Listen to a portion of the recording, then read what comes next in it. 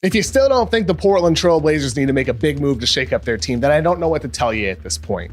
For all the talk about Chauncey Billups being hired to improve their horrific defense from past seasons, it still stinks because this team has a roster problem, not a scheme problem, as their general manager Neil O'Shea claimed this offseason when announcing Billups as head coach.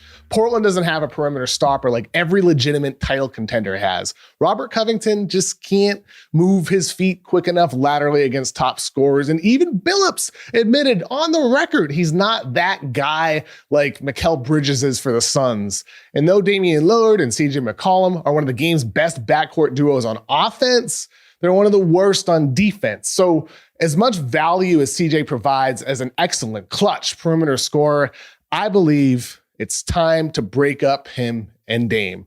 Because other guards, they're equipped to step up with more opportunity for this team, and the team needs other pieces. So as currently constructed, they're going to get slapped around by the better teams in the West again.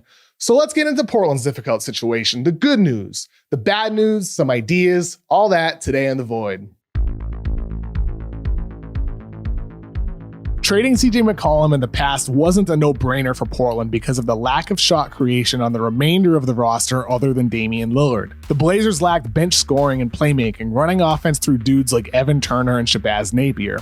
Things are different now, though. Thanks to the presence of Norman Powell and the progress of Anthony Simons, McCollum has become more tradable. If McCollum got dealt for a wing, a forward, or a big, Powell could slide into the starting two-guard spot next to Dame and provide some comparable qualities as a scorer. Though Norm lacks CJ's on-ball scoring dynamics, he can comfortably use pick and rolls or isolations. He's an explosive athlete around the rim who can glide through the air into acrobatic layups, or he can finish with power. Powell is actually a statistically better finisher in the paint than McCollum because of his superior athleticism.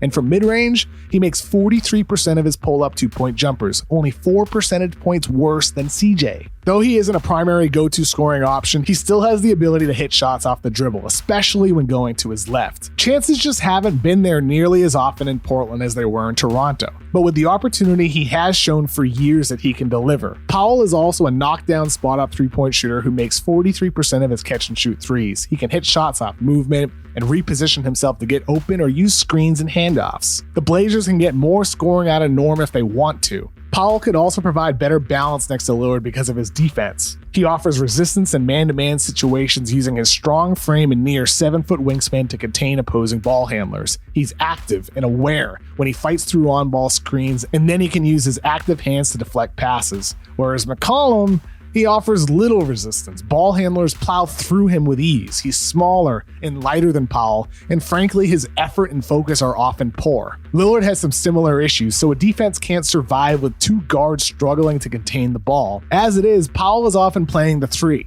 But at only 6'4" and 215 pounds, he's too small to do it full time. And that speaks to how unbalanced Portland's roster is with the amount of guards they have. 22-year-old Anthony Simons is looking like Neil O'Shea's first good first-round pick since McCollum himself was taken way back in 2013. Simons was picked 24th in 2018 and has become a shot-creating guard who can provide a spark off the bench. With a silky smooth handle, Simons can get wherever he wants on the court. He's making over 40% of his pull-up jumpers, and if he gets into the paint, he has a soft floater that he uses to score over length. Now in his 4th season, he's playing with a level of seasoned pace and feel that he lacked in the past. He's in better command navigating pick and rolls using change of speed and misdirection to generate shots for himself and teammates as a playmaker. Simons has played at a strong level for long enough that Portland should feel comfortable increasing his role. Chauncey Billups was hired and touted as a defense-first coach, but all his presence has proven so far is Portland's problem is about roster, not scheme.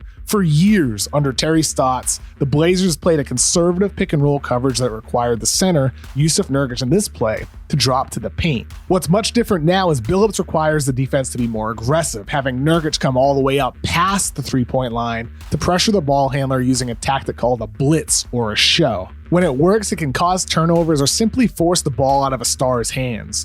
But it also leaves the defense prone to passes leading to open corner threes or penetration to the basket. Teams know it's coming and they plan for it. The Kings are on a pick and roll here, and Nurkic pressures Tyrese Halliburton. As this happens, Alex Len starts to roll to the rim. It's on Robert Covington to stop Len from getting to the basket, but doing that leaves a shooter wide open. Portland allows more corner threes than all but 3 teams, and they allow at-rim shots more than just 6, according to Cleaning the Glass. This tactic stresses the defense and is not working, yet they do it more than anyone. The Blazers play an aggressive pick-and-roll scheme with blitzes or shows 22 times per game, according to Second Spectrum. No other team is close, and since 2017, no other team has logged more than 15 per game, except for the 2019-20 Bulls with 33 per game. The coach of that Bulls team, Jim Boylan, he'd be proud of Billups' Blazers. But is that really the type of company Billups wants? Not only do the Blazers blitz or show on more pick and rolls than any other team, they also allow more points than anyone else at 1.07 points per pick and roll. Being different than everyone else can be a good thing, but not if you're the Blazers doing what you're worst at way more often than any other team. The problem is nothing is working. The Blazers rank 30th with aggressive defensive schemes, but they're 29th when using conservative coverages. Still horrible, just like past years. And they're 27th when they simply switch an on-ball screen, since they have way too many weak links defending on the ball. Again, scheme isn't the issue, it's the roster.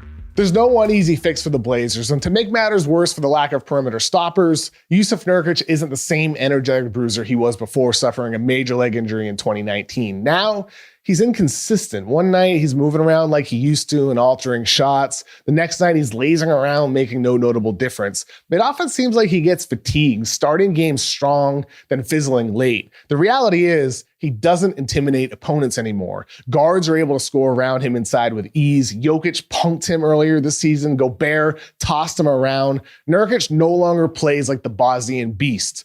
So what did the Blazers do? Well, first, Dame needs to stay healthy. He has missed time with an abdomen injury that he says he's been dealing with for years. To do anything, Dame needs to be Dame. League sources say that in the past, whenever the Blazers front office would approach Dame with trade opportunities, he'd often want to stick with his teammates, whether it was anything involving CJ or even younger players for Kevin Love or Aaron Gordon or a bunch of other stuff that came up over the years. But people around the NBA tell me that's not the case now. Anyone can go if it means improving his chances of leading the Blazers to win a championship. To me, the big move is blatantly obvious. It's doing what it takes to go get Ben Simmons by building a significant trade package around CJ McCollum. Keep in mind that in October, The Athletic's Shams Charania reported that the Sixers asked the Blazers for McCollum, 3 firsts and 3 first-round pick swaps. It was Portland who denied, but Philly made the offer. So negotiations indicate at least that there's some level of interest on Philadelphia's end in receiving McCollum. Now, should Portland dump 6 future firsts for CJ for Simmons? No, but that's what negotiations are about, and you hope to meet somewhere in the middle. And for the Blazers, Simmons could be an elite perimeter stopper against every position, and though he wouldn't solve every issue, Portland's defense would be much better. The Blazers would gain lineup flexibility. Billups could get more creative with the ability to play with smaller, switchable lineups. He could plug Covington or Larry Nance at center with Simmons at the 4, and the Blazers could finally provide defensive versatility across every position. Or they could build lineups that play into Lillard's strengths as a ball handler. Simmons could be a dream fit on defense, and on offense, I truly believe he could become the Draymond to Dame Steph. Simmons can create for Lillard by bringing the ball up the court, running handoffs, or driving to the basket. And more importantly, when Dame has the ball and runs a pick and roll, he will inevitably get trapped by 2 defenders. But he's never had a screening outlet like Simmons who can screen and roll to the rim and pick apart a scrambled defense.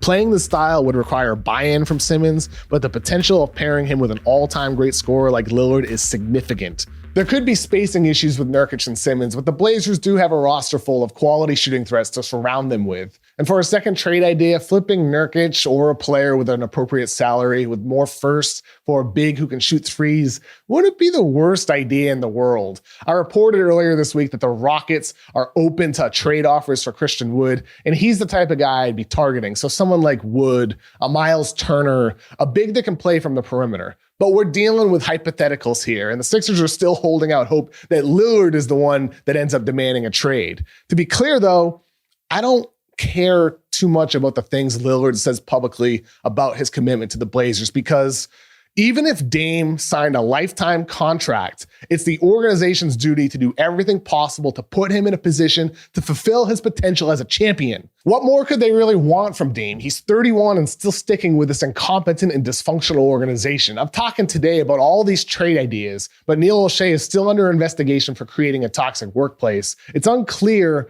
around the NBA who's even going to be making decisions about the roster moving forward. So Lillard's loyalty here is to the fans. It's true. It's true to the city. Every word he says about wanting to do what Giannis did is true. But staying loyal to people and staying loyal to a city is different than staying loyal to a business. And maybe Dame's patience will be rewarded. A championship might not necessarily be in the cards for Portland, but with a guy like Lillard, annual contention needs to be. What's happening now with a team hovering around 500 after losing in the first round in 4 of the last 5 playoffs isn't enough. The Blazers got to be more than that. But doing that requires taking some risks, and the Blazers haven't done that. So, Portland, what's it gonna be? What are you gonna do to make this relationship work with Dame? It's time to prove it. Thank you for watching The Void. I wanna know what you think. I mean, like the CJ McCollum trade ideas have been around for many years now. I think it's to the point with Norman Powell and Anthony Simons that they should do something with him. But I know a lot of people feel differently because CJ is a really, really good player. So let me know in the comments what you would be doing if you were running the Blazers to fix this team and make them a contender. And also while you're there, please be sure to hit like and subscribe to The Ringer so you get all of our great videos in your feed every single day of the week. Thank you again. I hope you have a fun rest of your day.